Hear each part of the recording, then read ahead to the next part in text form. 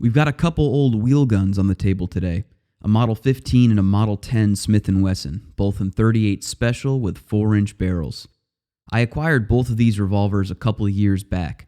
I'm a big fan of the K-frame Smith and Wesson. It's a nice in-between size that really lends itself to filling a variety of roles. Not only are Smith K-frames cool pieces of firearms history and a blast to shoot at the range, they're also, in my opinion, still viable defensive tools for the civilian self-defender. Not a superior tool, but a viable tool. I'll discuss some of my thoughts on the viability of defensive revolvers in a future video.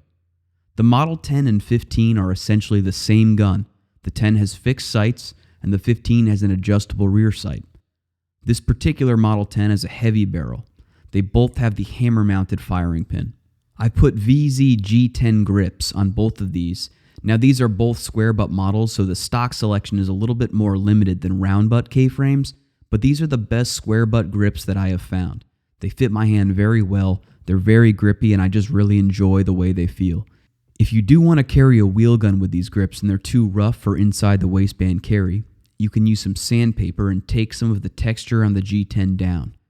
The only other thing that I've done to these is I painted the front sights with orange nail polish, which for my eyesight really makes a huge difference in terms of being able to pick up that front sight quickly.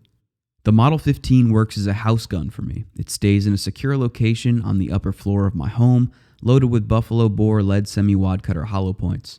The Model 10 hasn't really been getting as much use recently, but I will say it's one of my favorite firearms that I own. Just an insanely sweet shooter and a cool piece, I do prefer the heavy barrel in terms of its handling and shooting over the tapered pencil barrel on the Model 15. Neither of these guns are regular carry guns for me, but I have carried each of them at some point, usually in my JM Custom Kydex inside the waistband rig, and also in the woods in my Hill People Gear chest pack. I've been carrying my 2.75-inch Model 66 more than anything else over the course of 2020, so adding on another 1.25 inches in barrel length doesn't really make all that much of a difference in comfort for me.